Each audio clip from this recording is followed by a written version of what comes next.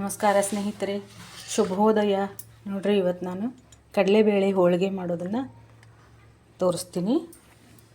ನಾನು ಈ ಗ್ಲಾಸಲ್ಲೇ ಒಂದು ಗ್ಲಾಸು ಬೇಳೆ ತೊಗೊಂಡಿದ್ದೆ. ಇದು ಸೇಮ್ ಐತಿ ಮಾಪ. ಈ ಗ್ಲಾಸ ಈಗ ಇದಕ್ಕೆ ಬೆಲ್ಲ ತೊಗೊಂಡಿಟ್ಕೊಂಡಿದ್ದೀನಿ. ಅದೇ ಬೇಳೆ ಸೈಜಿನ ಗ್ಲಾಸಿನೊಳಗನ. ಅದಕ್ಕಾಗಿ ಇದಕ್ಕೆ ಅಂದ್ರೆ ಚೆಂದಾಗಿ ನೀರು ಹಾಕಿ 2 ಟೈಮ್ ತೊಳ್ಕೊಂಡು ಇಟ್ಕೊಂಡಿದ್ದೀನಿ ರೀ. ಇವನಿಗೆ ಈಗ ಸ್ಟಾರ್ಟ್ ಮಾಡಿದೆ ವಿಡಿಯೋನ. ಯಾರಿಗೆ ಬರೋದಿಲ್ಲ ಕಡಲೆಬೇಳೆಯಿಂದ ಹೋಳಿಗೆ ಮಾಡೋದನ್ನು ನೋಡ್ಕೊಳ್ರಿ, ಕಲ್ಕೊಳ್ರಿ. ಈಗ ಚಿಕ್ಕವ್ರು ಇರ್ತೀರಲ್ರಿ, ಅವ್ರಿಗೆ ವಿಡಿಯೋ ನೋಡೇ ಎಲ್ಲ ಕಲ್ಕೊಳ್ಳೋದು ಹವ್ಯಾಸ ಇರ್ತೈತಲ್ಲ, ನೋಡಿ ಕಲ್ಕೊಳ್ರಿ.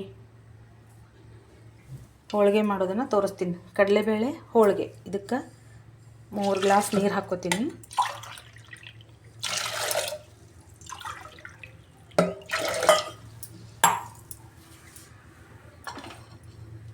ಮತ್ತು 2 ಚಮಚದಷ್ಟು ಎಣ್ಣೆ ಹಾಕ್ಕೋತೀನಿ. ಎಣ್ಣೆ ಹಾಕಿದರೆ ಏನಾಗ್ತೈತಿ, ಜಲ್ದಿನ ಮೆತ್ತಗಾಗ್ತೈತಿ ಬೇಳೆ.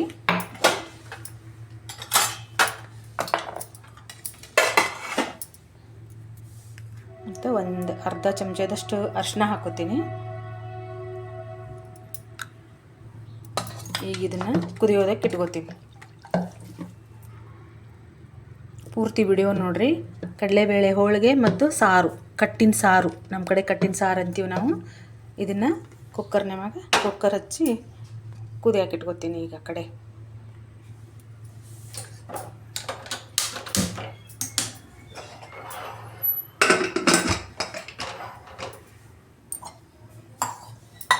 ಒಂದು 4-5 ಸೀಟಿ ಹೊಡೆಸ್ಕೊಂಡು ಬೇಳೆನ ರೆಡಿ ಮಾಡ್ಕೊತೀನಿ. ಆಮೇಲೆ ಈ ಬೆಲ್ಲ ತೊಗೊಂಡಿಟ್ಕೊಂಡಿದ್ದೀನಿ ನೋಡ್ರಿ. ಬೆಲ್ಲ ಎಷ್ಟು ಬ್ಯಾಳೆ ತೊಗೊಂಡಿದ್ದೆ ಅಷ್ಟನ್ನು ಬೆಲ್ಲ ತೊಗೊಂಡಿಟ್ಕೊಂಡಿದ್ದೆ. ಈ ರೀತಿ ಪೆಂಟ್ ಐತಿ ಬೆಲ್ಲದ್ದು, ಅದನ್ನೆಲ್ಲ ಚಾಕುದಲ್ಲ ಹೆರ್ಚ್ಕೊಂಡಿದ್ದೆ ನಾನು. ಈ ರೀತಿ ರೆಡಿ ಮಾಡ್ಕೊಂಡಿನಿ. ಬೇಳೆ ಕುದ್ದಿಂದ ಬೆಲ್ಲ ಹಾಕಿ ಹೋಳಿಗೆ ಮಾಡೋದನ್ನು ತೋರಿಸ್ತೀನಿ. ಅದಕ್ಕಿಂತ ಮುಂಚೆ ಯಾರು ಹೊಸದಾಗಿ ನನ್ನ ಚಾನಲ್ನ ನೋಡ್ತಾ ಇದ್ದೀರಾ, ಸಬ್ಸ್ಕ್ರೈಬ್ ಮಾಡ್ಕೊಂಡು ನೋಡಿರಿ, ಸಪೋರ್ಟ್ ಮಾಡಿರಿ. ಪೂರ್ತಿ ವಿಡಿಯೋ ನೋಡಿರಿ. ಕಡಲೆಬೇಳೆ ಹೋಳಿಗೆ ಮಾಡೋದು ನೋಡ್ರಿ. ಇಲ್ಲೇ ಕಟ್ಟಿನ ಸಾಂಬಾರು ಮಾಡ್ಕೊಳಕ್ಕೆ ಏನೇನು ಸಾಮಗ್ರಿಗಳು ಬೇಕಂತಂದ್ರೆ, ಬೇಳೆ ಅಂತೂ ಕುದಿಯೋಕೆ ಇಟ್ಕೊಂಡಿದ್ದೀನಿ ಕುಕ್ಕರ್ ಒಳಗೆ. ಅದಕ್ಕೊಂದು ಚಿಕ್ಕದು ಈರುಳ್ಳಿ, ಒಂದು 7-8 ಎಸಳು ಬೆಳ್ಳುಳ್ಳಿ, ಸ್ವಲ್ಪ ಕೊಬ್ಬರಿ, 2 ಟೊಮೆಟೊ, ಒಂದು 4-5-6 ಹಸಿಮೆಣಸಿನ್ಕಾಯಿ, ಸ್ವಲ್ಪ ಹುಣಸೆಹಣ್ಣು. ಇಲ್ಲಿ ನೀರು ಕಾಯಿಸಿಟ್ಕೊಂಡಿದ್ದೀನಿ. ನೀರು ಕುದಿಸಿ ನೀರಲ್ಲಿ ನೆನೆ ಇಟ್ಕೊತೀನಿ. ಇದೊಂದಿಷ್ಟು ಕರಿಬೇವು ಒಗ್ಗರಣೆಗೆ. ಮತ್ತಿನ್ನು ಮುಂದೆ ಮತ್ತೇನೇನು ಹಾಕಬೇಕಂತ ತೋರಿಸ್ತೀನಂತ. ಬೇಳೆ ಕುದಿಲದು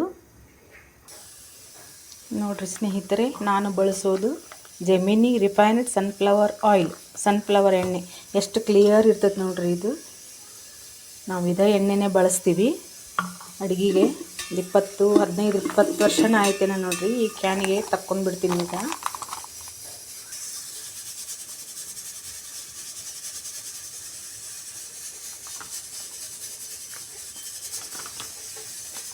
ಭಾಳ ಚಲೋ ಇರ್ತದೆ ನೋಡ್ರಿ. ಭಾಳ ಒಳ್ಳೇದಿದೆ ಎಣ್ಣೆ ಹೆಲ್ತಿಗೆ. ಏನು ಸೈಡ್ ಎಫೆಕ್ಟ್ ಆಗಂಗಿಲ್ಲ, ಏನಿಲ್ಲ. ಏನು ಅಡುಗೆ ಮಾಡಿದ್ರು ನಾನು ಇದ್ರೊಳಗೇ ಮಾಡ್ತೀನಿ, ಜೆಮಿನಿ ಎಣ್ಣೆ ಒಳಗೇ ನೋಡ್ರಿ. ಪರಿಶುದ್ಧವಾಗಿರ್ತೈತೆ ನೋಡ್ರಿ. ಸಾಂಬಾರು ಮಾಡೋದಕ್ಕೆ ನಾನು ಇಲ್ಲೇ ಹಂಚನ್ನು ಇಟ್ಕೊಂಡಿದ್ದೀನಿ. ಸ್ವಲ್ಪ ಇವೆಲ್ಲ ಹುರ್ಕೊಳ್ಳಿಕ್ಕೆ ಇವೊಂದಿಷ್ಟು ಸಾಮಾನು ತೊಗೊಂಡಿದ್ದೀನಿ ರೀ. ಒಂದು 5-6 ಮೆಣಸು, 1-2 ಏಲಕ್ಕಿ, ಚಕ್ಕೆ ಮತ್ತು ಲವಂಗ. ಭಾಳ ತೊಗೋಬಾರ್ದು, ಇಲ್ಲಾಂದ್ರೆ ಸ್ಟ್ರಾಂಗ್ ಆಗಿಬಿಡ್ತೈತಿ ಸಾರು. ಸ್ಟ್ರಾಂಗ್ ಮಾಡ್ಕೊಳ್ಳೋರು ಇದ್ರಂತಂದ್ರೆ ಹಾಕೋಬೋದು. 7-8 ಎಲ್ಲನೂ 7-8 ಹಾಕೋಬೋದು. ಒಂದು 4 ಇಷ್ಟು ಅಷ್ಟೇ ಹಾಕ್ಕೊಂಡಿನಿ ನಾನು. ಇವೊಂದಿಷ್ಟು ಹಾಕ್ಕೊಂಡ್ರೆ ಟೇಸ್ಟಿಯಾಗಿರ್ತದೆ. ಈ ಕೊಬ್ಬರಿ ಏನದ ನಾನು ಈಗ ಹೆಚ್ಕೊಂಡ್ಬಿಟ್ಟೆ. ಈ ರೀತಿ ಎಲ್ಲನೂ ಹುರ್ಕೊಂಡು ತೊಗೋತೀನಿ. ಈಗ ಎಣ್ಣೆ ಹಾಕ್ಕೊಂಡ್ಬಿಟ್ಟೆ.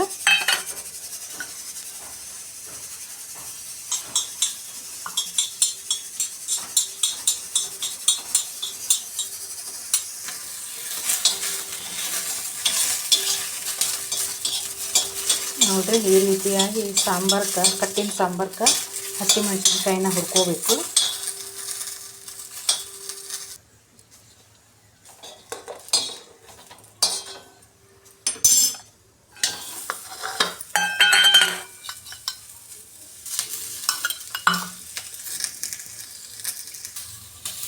ನೋಡ್ರಿ, ಒಂದು ಟೊಮೆಟೊನ ಹಾಕ್ಕೊಂಡ್ಬಿಟ್ಟೆ ನಾನು ಹುರ್ಕೊಳ್ಳಿಕ್ಕೆ. ಹಾಗೆ ಸ್ವಲ್ಪ ಕರಿಬೇವನ್ನ ಹಾಕ್ಕೊಂಡ್ಬಿಡ್ತೀನಿ. ಒಂದು ಟೊಮೆಟೊನ ಒಗ್ಗರಣೆಗೆ ಹಾಕೋತೀನಿ. ಇದನ್ನು ಹುಣಸೆಹಣ್ಣು ಒಂದು ಸ್ವಲ್ಪ ತೊಗೊಂಡಿದ್ದಲ್ಲ ಅದನ್ನು ಒಂದು ಸ್ವಲ್ಪ ಹಾಕೋತೀನಿ. ಅದರ ಜೊತೆಗೇ ಒಂದು ಸ್ವಲ್ಪ ಕೊಬ್ಬರಿನೂ ಹಾಕೊಂಡ್ಬಿಡ್ತೀನಿ. ಇದನ್ನು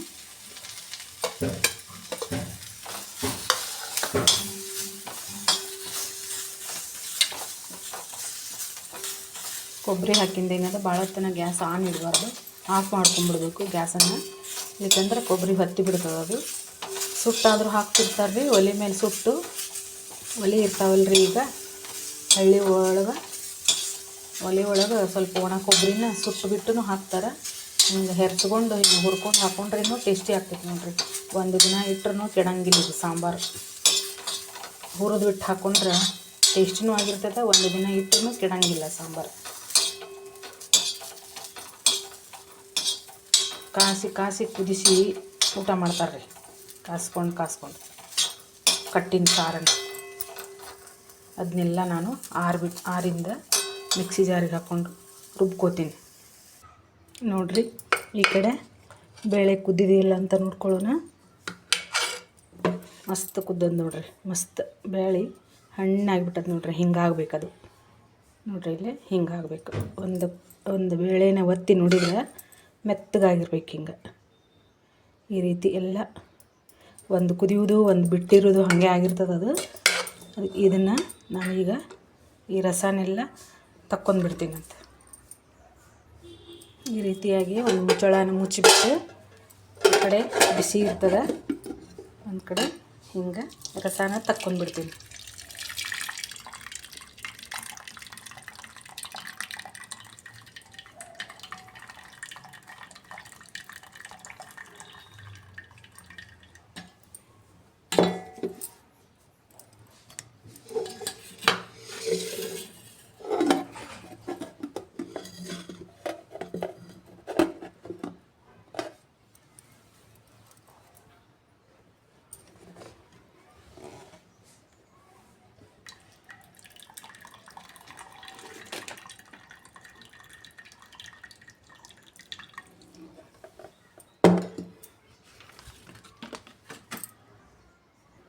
ನೋಡಿರಿ ಈ ರೀತಿಯಾಗಿ ಬೇಳೆ ಕಟ್ಟು ಬಂದಿರ್ತದೆ.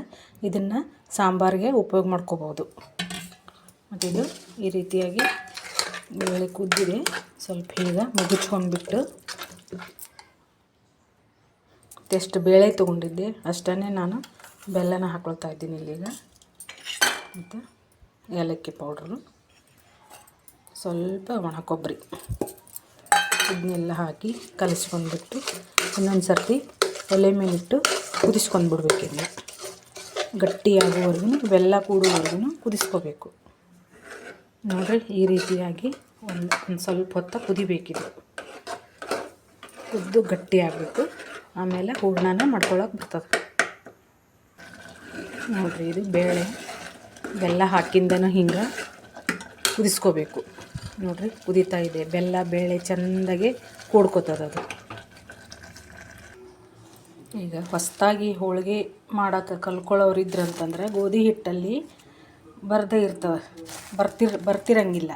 ಬರೀ ಗೋಧಿ ಹಿಟ್ಟನ್ನು ನಾದಿದ್ದೆ. ಈಗ ರೂಢಿ ಇದ್ದವ್ರು ಏನಂದ್ರೆ ಹೆಂಗಾದರೂ ಮಾಡಿ ಗೋಧಿ ಹಿಟ್ಟಿನೊಳಗೆ ಮಾಡಿಕೊಂಡು ತೆಗೆದುಬಿಡ್ತಾರೆ ಹಿರಿಯರು ದೊಡ್ಡವರು.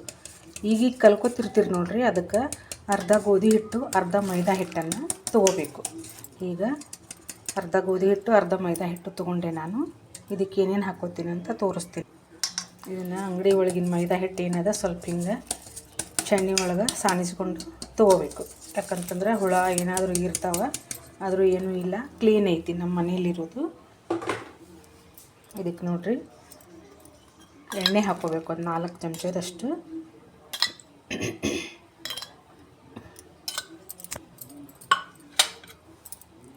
ಸ್ವಲ್ಪ ಅರಿಶಿನ ಹಾಕ್ಕೋಬೇಕು ಕಲರಿಗೆ. ಕಲರ್ ಅಂದ್ರೂ ಹೆಲ್ದಿಯಾಗಿ ಇರ್ತೈತಿ, ತಿನ್ನೋದಕ್ಕೆ ಪಚನಕ್ಕೂ ಒಳ್ಳೆಯದು. ಮತ್ತು ಸ್ವಲ್ಪ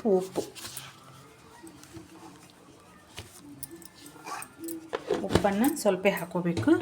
ಈಗ ಇದನ್ನು ಎಲ್ಲನೂ ಮಿಕ್ಸ್ ಮಾಡ್ಕೋಬೇಕು ಸರಿಯಾಗಿ. ಹೀಗೆ ಮಾಡಿದರೆ ಹೋಳಿಗೆ ಕರೆಕ್ಟಾಗೆ ಬರ್ತಾವೆ ನೋಡಿರಿ. ಅಂದ್ರೆ ಮಾಡೋ ಮುಂದೆ ಕಾಡಂಗಿಲ್ಲ. ಹೂರಣ ಹಂಗಾಯಿತು, ಹೂರಣ ಹಿಂಗಾಯಿತು, ಕಣಕ ಹಿಂಗಾಯಿತು, ಹೋಳಿಗೆ ಕಣಕ ಹಿಂಗಾಯಿತು ಹಾಗಾಯಿತು ಅಂತ ಅನ್ನೋ ಹಂಗೆ ಇಲ್ಲ. ಇದು ಅರ್ಧ ಮೈದಾ ಹಿಟ್ಟು ಅರ್ಧ ಗೋಧಿ ಹಿಟ್ಟು ಕೂಡಿಸಿ ಮಾಡಿದರೆ ಚೆಂದಾಗೆ ಬರ್ತಾವೆ ನೋಡಿರಿ ಹೋಳ್ಗೆ. ಈಗ ಇದಕ್ಕೆ ನೀರು ಹಾಕಿ ನಾನು ನಾದ್ಕೊಂಡು ತೊಗೋತೀನಿ. ಭಾಳ ಗಟ್ಟಿಯಾಗಿನೂ ನಾದಬಾರ್ದು. ತೋರಿಸ್ತೀನಿ ಅಂತ ಹೆಂಗೆ ನಾದೋದು, ನಾದಿದ್ದಾದಮೇಲೆ ತೋರಿಸ್ತೀನಿ. ಈಗ ಸ್ವಲ್ಪ ನೀರು ಹಾಕ್ಕೊಂಡು ಕಲಿಸ್ಕೊಬೇಕು. ಹಿಂಗೆ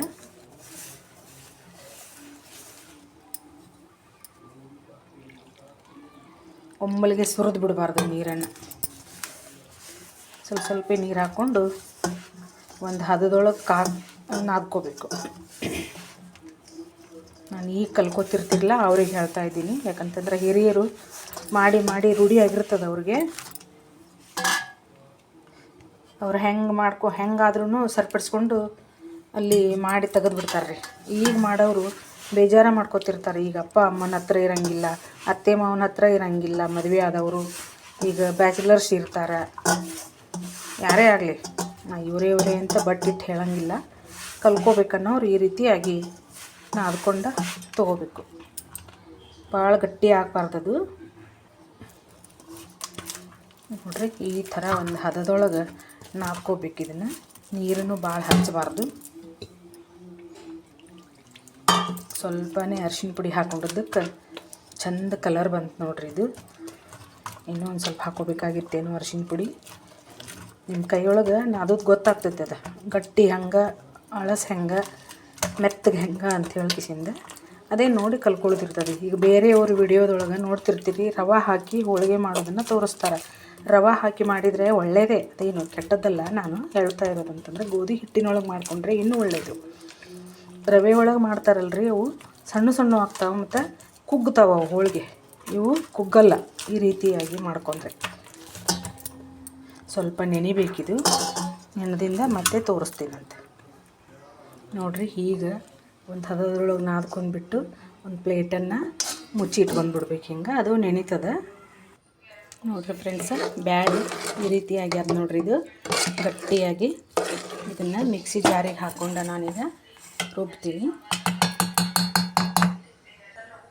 ನೋಡಿರಿ. ಇಲ್ಲಿ ಹೂರಣ ಈ ರೀತಿಯಾಗಿ ರುಬ್ಕೋಬೇಕು ಮೆತ್ತಗೆ, ಅಂದ್ರೆ ಹೋಳಿಗೆ ಭಾಳ ಚಲೋ ಬರ್ತಾವ್ರಿ. ಇನ್ನೂ ಒಂದು ಸರ್ತಿ ಆಗ್ತೈತಿ. ಇದನ್ನು ಪಾತ್ರೆಗೆ ತಕ್ಕೊಂಡ್ಬಿಡ್ತೀನಿ ನಾನು. ಹಿಂಗೆ ನೋಡಿರಿ ಫ್ರೆಂಡ್ಸ, ಇದನ್ನೆಲ್ಲ ಹುರ್ಕೊಂಡು ಇಟ್ಕೊಂಡಿದ್ನಲ್ರಿ ನಾನು. ಹಸಿಮೆಣಸಿನ್ಕಾಯಿ, ಈರುಳ್ಳಿ, ಒಂದೆರಡು ಲವಂಗು, ದಾಲ್ಚಿನ್ನಿ, ಮೆಣಸುಕಾಳು, ಕೊಬ್ಬರಿ, ಒಣ ಕೊಬ್ಬರಿ, ಏಲಕ್ಕಿ, ಕರಿಬೇವು, ಈರುಳ್ಳಿ, ಬೆಳ್ಳುಳ್ಳಿ ಎಲ್ಲನೂ ಇದನ್ನೀಗ ಮಿಕ್ಸಿ ಜಾರಿಗೆ ಹಾಕ್ಕೊಂಡು ಸಾಂಬಾರಿಗೆ ರುಬ್ಬಿ ರೆಡಿ ಮಾಡ್ಕೊತೀನಿ. ಇದಕ್ಕೊಂದಿಷ್ಟು ಜೀರಿಗೆ ಮತ್ತು ಉಪ್ಪು ಹಾಕೋತೀನಿ ನೋಡಿರಿ. ಇದಕ್ಕೊಂದಿಷ್ಟು ಜೀರಿಗೆ ಮತ್ತು ಹಾಗೆ ಸ್ವಲ್ಪ ಉಪ್ಪು ಹಾಕ್ಕೊಂಡು ರುಬ್ಕೊಂಡ್ಬಿಡ್ತೀನಿ ನೋಡಿರಿ. ಸ್ವಲ್ಪ ಕೊತ್ತಂಬರಿನೂ ಹಾಕ್ಕೊಂಡ್ಬಿಡ್ತೀನಿ. ಇದನ್ನೀಗ ಮಿಕ್ಸಿ ಒಳಗೆ ರುಬ್ಕೊಂಬಂದ್ಬಿಡ್ತೀನಿ. ಅಂದ್ರೆ ಬೇಳೆ ಹೂರಣ ಸಾರು ಅಂತಾರಲ್ರಿ, ಬೇಳೆ ಸಾರು, ಕಟ್ಟಿನ ಸಾರು ಅಂತೀವಿ ನಾವು. ಅದಕ್ಕೆ ಮಸಾಲೆನ ರುಬ್ಕೊಂಡು ನೋಡಿರಿ. ಇಲ್ಲೇ ಒಂದು ಪಾತ್ರೆನ ಕಾಯಕ್ಕೆ ಇಟ್ಕೊಂಡಿದ್ದೀನಿ ನಾನು ಸಾಂಬಾರು ಒಗ್ಗರಣೆಗೆ ಹಾಕೋಕ್ಕೆ.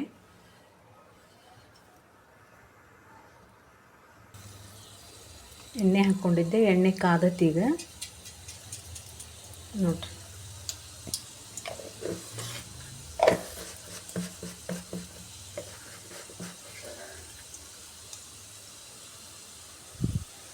ಒಗ್ಗರಣೆಗೆ ಒಂದು 4 ಎಸಳು ಬೆಳ್ಳುಳ್ಳಿ ಹಾಕೋತೀನಿ. ಮತ್ತು ಒಂದಿಷ್ಟು ಕರಿಬೇವು ಮುಚ್ಚಿ ಹೊಡ್ಬೇಕು ಹಿಂಗೆ.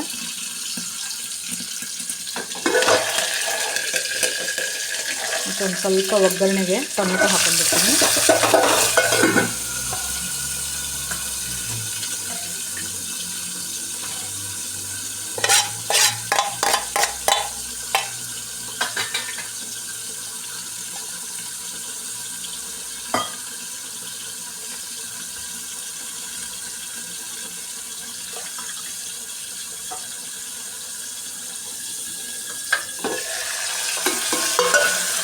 ಒಗ್ಗರಣೆ ಹಾಕ್ಕೊಂಡು ಹಂಗೆ ಸ್ವಲ್ಪ ಮುಚ್ಚಿಬಿಟ್ರೆ ರೀ ಒಗ್ಗರಣೆ ಘಮ ಏನಿರ್ತದಲ್ಲ ಅದು ಹೊರಗಡೆ ಹೋಗಂಗಿಲ್ಲ ಅಂತ ಹೇಳ್ತಿರ್ತಾರೆ ಹಿರಿಯರು. ಅದಕ್ಕೆ ನಾನು ಪ್ರತಿಯೊಂದಕ್ಕೂ ಒಗ್ಗರಣೆ ಹಾಕ್ಕೊಂಡು ಆ ಥರ ಮುಚ್ಚಿಬಿಟ್ಟಿರ್ತೀನಿ. ಒಗ್ಗರಣೆ ಒಳಗಿನ ಟೊಮೆಟೊ ಮತ್ತು ಸ್ವಲ್ಪ ಬೆಳ್ಳುಳ್ಳಿ ಮೆತ್ತಗಾಗಕ್ಕೆ ಅರಿಶಿನ ಪುಡಿ ಮತ್ತು ಉಪ್ಪು ಹಾಕ್ಕೋತೀನಿ. ಸ್ವಲ್ಪ ಟೊಮೆಟೊ ಮೆತ್ತಗಾಗಲವು. ಈಗ ಈ ಮಸಾಲೆ ನೀನು ರುಬ್ಕೊಂಡಿದ್ನಲ್ಲ ರೀ, ಹುರಿದ್ಬಿಟ್ಟು ಅದನ್ನು ಹಾಕ್ಕೊಂಡ್ಬಿಡ್ತೀನಿ.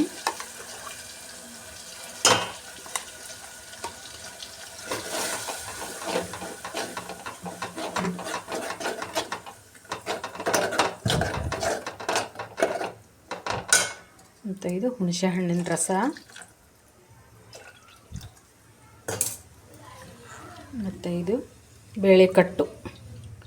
ಬೇಳೆನ ಕುದಿಸಿಬಿಟ್ಟು ತಗೊಂಡಿದ್ನಲ್ರಿ ಬೇಳೆ ಕಟ್ಟಿದು, ಇದನ್ನು ಹಾಕ್ಕೊಂಡ್ಬಿಡ್ತೀನಿ ಈಗ ಸಾಂಬಾರಿಗೆ. ಮತ್ತು ಉಪ್ಪು ಖಾರ ಹುಳಿ ಏನು ಆಗಿದೆ ನೋಡಿ ಕರೆಕ್ಟ್ ಮಾಡ್ಕೊತೀನಿ. ಈಗ ಅದನ್ನು ನೋಡಿರಿ, ಬೇಳೆ ಸಾಂಬಾರು ಎಷ್ಟು ಮಸ್ತ್ ಆಗ್ತೈತಿ. ನಾವು ಕಟ್ಟಿನ ಸಾಂಬಾರು ಅಂತೀವಿ, ಕಟ್ಟಿನ ಸಾರು. ಇನ್ನೂ ಒಂದು ಸ್ವಲ್ಪ ನೀರು ಬೇಕು, ಮಸಾಲೆ ಬೇಕು ಅಂತಂದ್ರೆ ಕೂಡಿಸ್ಕೋಬೇಕು. ಇನ್ನೂ ಸ್ವಲ್ಪ ಜಾಸ್ತಿ ಮಾಡ್ಕೋಬೇಕಾಗಿತ್ತು ಅಂತಂದ್ರೆ ನೋಡಿರಿ. ಇದಕ್ಕೆ ಒಂದು ಸ್ವಲ್ಪ ಉಪ್ಪು ಕಡಿಮೆ ಆಗಿತ್ತು, ಉಪ್ಪು ಹಾಕ್ಕೊಳ್ತಾ ಇದ್ದೀನಿ. ಮತ್ತು ಹುಳಿ ಹಾಕ್ಕೊಂಡಿನಲ್ರಿ, 2 ಟೊಮೆಟೊ ಹಾಕ್ಕೊಂಡಿನಿ ಮತ್ತು ಒಂದಿಷ್ಟು ಹುಣಸೆ ಹಣ್ಣು ಹಾಕ್ಕೊಂಡಿನಿ. ಅದು ಹುಳಿ ಆಗ್ತದೆ. ಹುಳಿ ಕಡಿಮೆ ಆಗಲಿಕ್ಕೆ ಸ್ವಲ್ಪ ಬೆಲ್ಲ ಹಾಕ್ಕೋತೀನಿ. ಇದು ಬೇಳೆ ಸಾಂಬಾರು ನೋಡಿರಿ, ಕಟ್ಟಿನ ಸಾರು ನೋಡಿರಿ. ಇಲ್ಲೇ ಇದು ಕಣಕಣ ಆದ್ಕೊಂಡು ಇಟ್ಕೊಂಡಿದ್ನಿಲ್ಲ, ಈ ರೀತಿ ಸ್ವಲ್ಪ ಕೈಗೆ ಎಣ್ಣೆ ಹಚ್ಕೊಂಡು ಈ ರೀತಿ ಮತ್ತೆ ಒಂದು ಸ್ವಲ್ಪ ಮಿದ್ದಿ ಇಟ್ಕೋಬೇಕು. ಇದನ್ನು ಅಂದ್ರೆ ಒಂದು ಹದಕ್ಕೆ ಬರ್ತದೆ ಇದು ಹೋಳಿಗೆ ಮಾಡೋದಕ್ಕೆ. ನೋಡಿರಿ ಫ್ರೆಂಡ್ಸ್, ಹಂಚ್ಕಾಯಿ ಹಾಕಿ ಇಟ್ಕೊಂಡಿದ್ದೆ ನಾನು ಇಲ್ಲೇ. ಅದಕ್ಕೊಂದಿಷ್ಟು ಎಣ್ಣೆ ಹಚ್ಕೊಂಡೆ. ಮತ್ತು ಆಮೇಲೆ ಇಲ್ಲೇ ಒಂದು ಹೋಳಿಗೆ ತಗಡು ತೊಗೊಂಡಿದ್ದೀನಿ. ಆ ತಗಡಿಗೆ ಒಂದು ಸ್ವಲ್ಪ ಎಣ್ಣೆ ಹಚ್ಕೊಂಡಿದ್ದೀನಿ. ನೋಡಿ, ಈ ಥರ ಎಣ್ಣೆ ಸವರ್ಕೋಬೇಕು. ಮತ್ತು ಇದು ತಗಡು, ನಮ್ಮ ಕಡೆ ತಗಡಿನ ಮೇಲೆ ಮಾಡ್ತೇವೆ ನಾವು ಹೋಳಿಗೆನ. ಈ ಥರ ತಗಡಿನ ಮೇಲೆ ಮಾಡಿದ್ರೆ ಹೋಳಿಗೆ ಬೆಸ್ಟ್ ಬರ್ತಾವ್ರಿ. ಕಲಿಯೋರಿಗೂ ಚಲೋ ಇದು. ಈ ಥರ ಹೋಳಿಗೆ ತಗಡು ಇದ್ದಿರಲಿಲ್ಲ ಅಂತಂದ್ರೆ ಮಾರ್ಕೆಟಲ್ಲಿ ಸಿಗ್ತಾವ, ತೊಗೋಬೇಕು. ನೋಡಿರಿ ಇಲ್ಲೇ ಕಣಕ್ಕೆ ಹೆಂಗೆ ಬಂದದ್ದು ನೋಡಿರಿ. ಹಿಂಗೆ ಎಳೆದ್ರೆ ಹಿಂಗೆ ಬರ್ಬೇಕು ನೋಡಿರಿ. ಇದು ಹಿಂಗೆ, ಇದನ್ನು ಹಿಂಗೆ ಸ್ವಲ್ಪ ತೊಗೊಂಡು ಹೋಳಿಗೆ ಮಾಡೋದನ್ನು ತೋರಿಸ್ಕೊಡ್ತೀನಿ ಅಂತ ನಿಮಗೆ. ಇಲ್ಲೇ ಹೂರಣ ಮಸ್ತ್ ಹದವಾಗಿ ಹೂರಣ ಬಂದದಿದು. ಸ್ವಲ್ಪ ಫ್ರಿಜ್ಜಲ್ಲಿ ಇಟ್ಕೊಂಡಿದ್ದೆ ನಾನು, ಅದು ಈಗ ತುಂಬ್ಕೋಬೇಕು.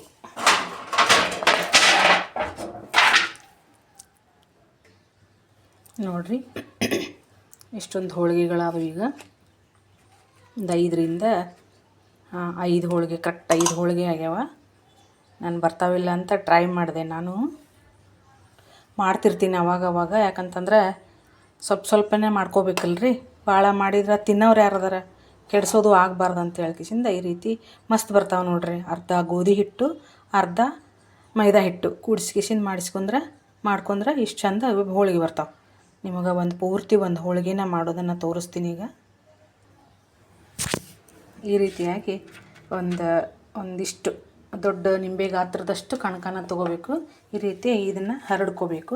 ಇದ್ರೊಳಗೆ ಹಿಂಗೆ ಇಟ್ಕೋಬೇಕು. ಇದು ಹೂರಣನ ಇಟ್ಕೋಬೇಕು. ಹೆಚ್ಚು ಕಡಿಮೆ ಅಂತಂದ್ರೂ ಒಂದು ಸ್ವಲ್ಪ ಜಾಸ್ತಿ ಕಮ್ಮಂತೂ ಇದ್ದೇ ಇರ್ತದೆ.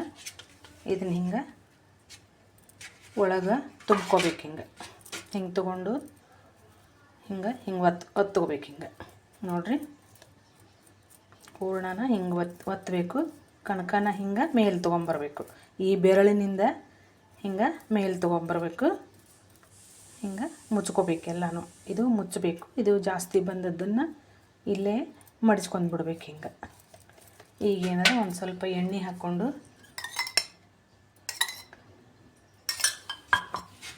ಈ ತಗಡ ಮೇಲೆ ಅಂತಂದ್ರೆ ಎಣ್ಣೆನೇ ಭಾಳ ಹತ್ತೋದಿಲ್ಲ ನೋಡಿರಿ. ಕಡಿಮೆ ಎಣ್ಣೆ ಒಳಗನ ಮಾಡ್ಕೋಬೋದೈತಿ. ಇದನ್ನ ಹಿಂಗೆ ಲಟ್ಟಿಸ್ಕೋಬೇಕು.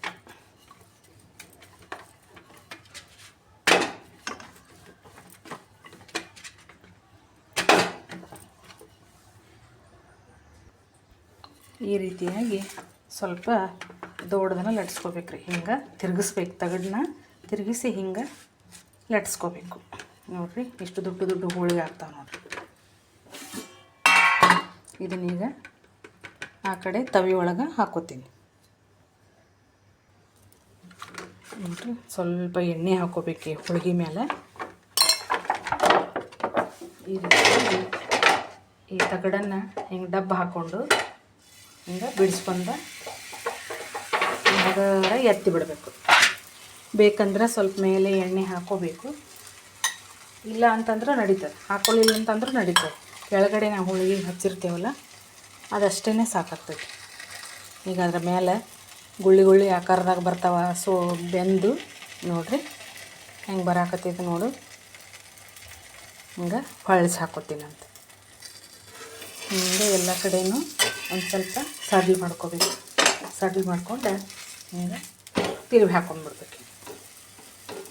ಕೈಲೇರ ಹಾಕೋಬೋದು, ಕಡಚಿಗಿಲೇರ ಹಾಕೋಬೋದು. ಇದು ಇರ್ತದಲ್ರಿ, ಏನಂತಾರೆ ಇದಕ್ಕೆ, ನಾವಂತೂ ಕಡಚಿಗೆ ಅಂತೀವಿ. ಈ ಥರ ಹೋಳಿಗೆ ಮುಗುಚೋದು, ಚಪಾತಿ ಮುಗುಚೋದು ಏನೋ ಅಂತಾರೆ ನೋಡ್ರಿ, ನನಗೂ ಗೊತ್ತಿಲ್ಲ ಅಷ್ಟು. ಈ ರೀತಿ ಹೊಳ್ಳಿ ಹಾಕ್ಕೋಬೇಕು ನೋಡಿರಿ. ಸ್ವಲ್ಪ ಎಲ್ಲಿ ಕಣಕ್ಕೆ ಕಡಿಮೆ ಆಗಿರ್ತದ ಅಲ್ಲೇ ಸ್ವಲ್ಪ ಹರಿತಾವ. ಹರಿದ್ರೂ ಪರವಾಗಿಲ್ಲ, ಮಾಡ್ಕೊಂಡೇನು ಅನ್ನೋದೊಂದು ಖುಷಿ ಇರ್ತದಲ್ರಿ. ನಾವೇ ಮಾಡ್ಕೊಂಡು ತಿನ್ನೋದು ಅನ್ನೋದಂದ್ರೆ ಏನೋ ಮಾರ್ಕೆಟಲ್ಲಿ ಸಿಗ್ತಾವ, ಬೇಕಾದ ಸಿಗ್ತೈತಿ ಅಪ್ಪ ಅಮ್ಮನ ಎರಡು ಬಿಟ್ಟು. ಆದರೆ ನಾವು ಕಲ್ತು ಮಾಡ್ಕೋಬೇಕು, ಇನ್ನೊಬ್ಬರಿಗೆ ತಿನ್ನಿಸ್ಬೇಕು ಅನ್ನೋ ಹುಮ್ಮಸ್ಸು ಏನಿರ್ತದಲ್ಲ, ಈಗ ಇದನ್ನು ತಕ್ಕೊಂಡ್ಬಿಡ್ತೀನಿ. ಅದೊಂದು ಇದನ್ನ ಐತೆ ನೋಡ್ರಿ, ಗಾದೆ ಮಾತು ಏನೋ ವಚನಾನು, ಹರುಕು ಹೋಳಿಗೆ ಲೇಸು, ಮುರುಕು ಸಂಡಿಗೆ ಲೇಸು, ಒಡಕು ಸಂಸಾರ ಲೇಸು. ಅಂದ್ರೆ ಆ ಒಡಕಂದ್ರೊಳಗನ ಯಾರು ಸುಧಾರಣೆ ಮಾಡ್ಕೊಂಡು ಹೋಗ್ತಾರ ಅವರೇ ಜಾನರು. ಒಡಕು ಮುರುಕು ಮಾಡಿಕೊಂಡು ಹೋದವರು ದಡ್ರು. ಆಗ್ತಿರ್ತಾವ್ರಿ ಏನಾದರೂ ಯಾರಾಗೆ ಆದ್ರೂ ಹೆಚ್ಚು ಕಡಿಮೆ ಆಗ್ತಿರ್ತಾವ. ಆದ್ರೂ ಅಲ್ಲೇ ಸುಧಾರಿಸ್ಕೊಂಡು ಜೀವನಾನ ಸಾಗಿಸ್ಕೊಂಡು ಹೋಗೋದೇ ಒಂದು ದೊಡ್ಡ ಇದು ನೋಡ್ರಿ, ಸಾಧನೆ ನೋಡ್ರಿ ಜೀವನದಾಗ. ಕೆಡಿಸ್ಕೋಬಾರ್ದು ಯಾರ ಜೊತೆನೂ. ಹೀಗೆ ಹೋಳಿಗೆ ಹರಿದ್ರೆ ಸುಧಾರಣೆ ಮಾಡ್ಬೋದು, ಜೀವನ ಕೆಟ್ಟರೆ ಸುಧಾರಣೆ ಮಾಡೋಕ್ಕೆ ಬರೋಂಗಿಲ್ಲ. ಅದಕ್ಕೆ ನಮ್ಮ ಅಜ್ಜಿದೇರು, ನಮ್ಮ ಅತ್ತೆಯರು, ನಮ್ಮಮ್ಮ ಒಲೆ ಒಳಗೆ ಮಾಡ್ತಿದ್ರಲ್ರಿ. ಈಗ ಹಂಚು ಖಾಲಿ ಇಡ್ಕೊಡ್ತಿದ್ದಿಲ್ಲ. ಈಗ ಹಂಚು ಖಾಲಿ ಇಟ್ಟಿನಿ ನೋಡ್ರಿ ನಾನು. ಯಾಕಂತಂದ್ರೆ ನಮಗೂ ಹೇಳೋರು ಯಾರೂ ಇಲ್ಲ. ನೀವೂ ಒಬ್ಬೊಬ್ಬರೇ ಇರ್ತೀರಿ. ಒಂದು ಮಾಡೋ ರೊಟ್ಟಿಗೆನ, ಒಂದು ಸುಡೋ ರೊಟ್ಟಿಗೆನ ಒಂದು ಮಾಡಿ ತೆಗಿಬೇಕಂತ ಬೈತಿದ್ರು ನಮಗೆ. ಅದು ನಮಗೂ ಆಗೋದಿಲ್ಲ, ಯಾರಿಗೆ ಆಗ್ಲಾರ್ದಂದ್ರೂ ಅಡ್ಡಿ ಇಲ್ಲ. ನನಗೇ ಆಗೋದಿಲ್ಲ, ನಮ್ಮ ಅಜ್ಜಿದೇರು ಬೈತಿದ್ರು. ಈಗ ಮತ್ತೊಂದು ರೆಡಿ ಮಾಡಿದೆ ನಾನು, ಇದನ್ನು ಹಾಕ್ಕೋತೀನಿ. ಫೈನಲಿ ನೋಡಿರಿ ಇಷ್ಟು ಹೋಳಿಗೆಗಳಾದವು. ಒಂದೇ ಗ್ಲಾಸ್ ಬೇಳೆ, 1 ಗ್ಲಾಸ್ ಬೆಲ್ಲ, ಸ್ವಲ್ಪ ಲಾಸ್ಟ್ಗೆ ಕಣಕ ಉಳಿತು. ಈ ರೀತಿಯಾದಂಥ ಚಪಾತಿ ಮಾಡಿಕೊಂಡೆ ನಾನು, 1 2 3. ಫಸ್ಟ್ಗೆ ಒಂದು ಮಾಡಿದ್ದೆ ನೋಡಿರಿ. ಈ ರೀತಿ ಇಷ್ಟೊಂದು ಹೋಳಿಗೆಗಳಾಗ್ಯಾವ ನೋಡ್ರಿ.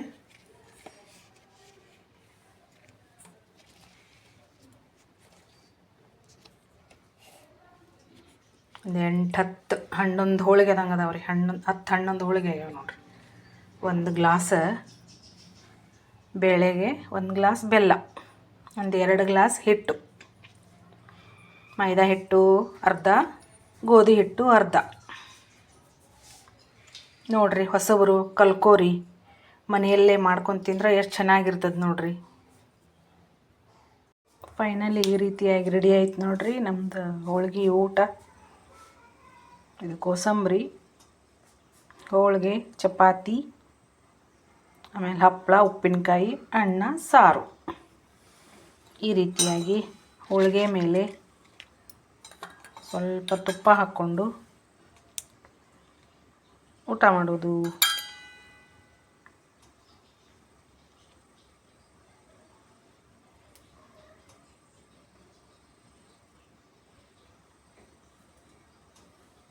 ಇದು ಚಪಾತಿ ರೀ, ಇದು ಹೋಳಿಗೆಲ್ಲ ಸ್ವಲ್ಪ ಕಟ್ಟಿಯಾಗಿ ಬೇಯಿಸ್ಕೊಂಡಿದ್ದೀನಿ ನಾನೇ.